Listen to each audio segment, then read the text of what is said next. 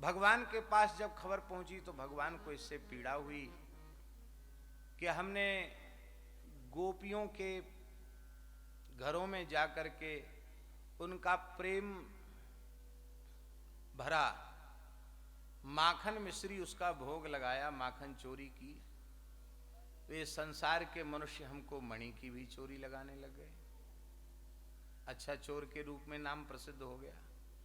अब इस मिथ्या कलंक का परिमार्जन हमें करना चाहिए। भगवान ने दरबार बुलाया, सभा में सत्यराजित को बुलाया और सत्यराजित से पूछा कि किस आधार पर आपने ये बात कही। सत्यराजित लज्जित हो गया, बोले महाराज मेरा भाई लौट के नहीं आया था, इसलिए मेरे मन में आया कि शायद ऐसा हुआ हो। तो शायद होने में तो बिना पक्की खबर के और इस तरह से मिथ्या लांछन लगाना ठीक नहीं। भगवान ने तुरंत एक शिष्ट मंडल का गठन किया। उस शिष्ट मंडल में उद्धव जी को भी रखा और सत्यराजित के पक्ष के लोगों को भी रखा, पक्ष विपक्ष सबको रखा भगवान ने, जिसमें कोई ये ना कहे कि इन्होंने तो पहले से योजना बना रखी थी कि ये रिपोर्ट तैयार करनी है, यही रिपोर्ट प्रस्तुत करनी है।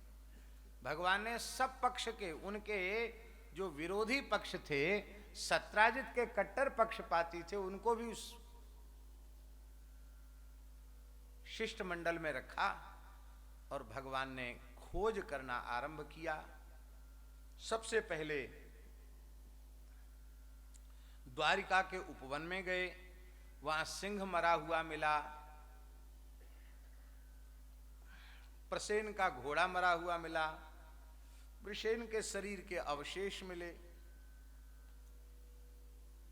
वृक्ष के पद चिन्ह बने थे। उस पद चिन्हों का आश्रय लेकर भगवान आगे बढ़े तो जामवंत गुफा में पहुंच गए और जैसे ही गुफा में पहुंचे तो भगवान ने शिष्ट मंडल से कहा कि तुम यहीं रहो, नारायणी सेना से कहा कि तुम यहीं रहो और हम इस गुफा के भीतर प्रवेश करते हैं। वहां भीतर जैसे ही प्रवेश किया तो वहां जामवंत जी के यहां एक बालक, छोटा बालक, वो मणि से खेल रहा था, धाय उसको खिला रही थी। श्री कृष्ण को देखकर एक अपरिचित पुरुष भीतर प्रविष्ट हुआ। यह देखकर वो धाय चिल्लाई। जैसे ही चिल्लाई तो श्री जामवंती जी महाराज दौड़े हुए आए। जामवंती जी को पूछना चाहिए कि श्रीमान जी आपका शुभ नाम क्या है, आपका परिचय क्या है, कहां से आए हो, क्या प्रयोजन है, कुछ नहीं, सीधे ही आक्रमण कर दिया, युद्ध करने लगे। भगवान भी युद्ध करने लगे। भगवान ने भी परिचय नहीं दिया। क्यों नहीं दिया? नापृष्टक कस्यचित् ब्रूयात्, बिना पूछे किसी को कुछ बताना नहीं चाहिए। भगवान ने अपना परिचय नहीं दिया। युद्ध हुआ 27 दिन 27 रात्रि तक अखंड युद्ध चलता रहा। जैसे अखंड मानस पाठ, अखंड कीर्तन, अखंड जप, ऐसे अखंड युद्ध चला। 28वें दिन भगवान ने एक कसकर घूंसा जमाया। एक घूंसा ऐसा जमाया कि एक घूंसे में ही जामवंत जी महाराज की नस नस ढीली हो गई, उनको मूर्छा हो गई, कांप गए वो। संभल कर होश में आने पर जामवंत जी महाराज कांपने लगे, हाथ जोड़कर बोले, प्रभु मैं आपको पहचान गया। भगवान ने कहा, क्या पहचाना? तब श्री जामवंत जी महाराज ने कहा, यस्येष दुत्कलितरोष कटाक्ष मोक्षैः वर्त्मादिशत्क्षुभित नकृतिमिंगलोब्धि सेतुः कृतः स्वयस उज्ज्वलिता चलंका रक्षः शिरांसि भुवि पेतुर्षुक्षतानि। हे भगवान, मैं आपको पहचान गया। आप साक्षात मेरे आराध्य प्रभु श्री राम जी हैं। आपकी भ्रकुटी तनिक टेढ़ी हो गई थी। आपने रोष पूर्ण लाल लाल नेत्रों से जब समुद्र की ओर देखा और आपने अपनी भ्रकुटी को थोड़ा सा टेढ़ा किया तो समुद्र का जल खौलने लग गया।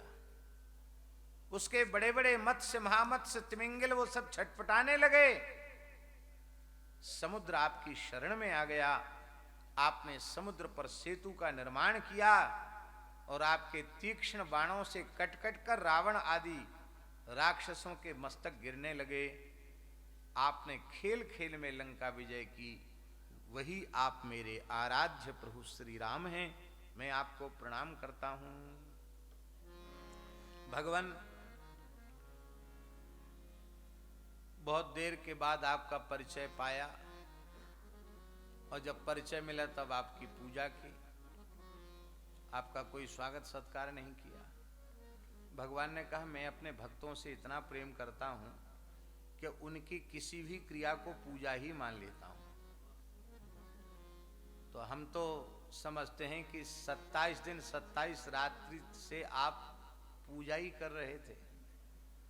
जिस प्रेम से तुलसी और पुष्प का सहस्रार्चन स्वीकार करता हूं, उसी प्रेम से कोई भक्त खींच जाए और घूंसा बरसाने लग जाए तो उसको भी मैं पूजा ही स्वीकार कर लेता हूं। मैंने तो आपकी क्रिया को पूजा ही माना। आप निर्भय हो जाओ, आप दुखी न हो। यहां एक बात विशेष रूप से ध्यान देने की है कि साक्षात चतुर्भुज द्वारकाधीश श्री कृष्ण सामने खड़े हैं, पर उन्हें द्वारकाधीश श्री कृष्ण का दर्शन न होकर अपने आराध्य धनुर्बाणधारी श्री रघुनाथ जी का दर्शन हो रहा है।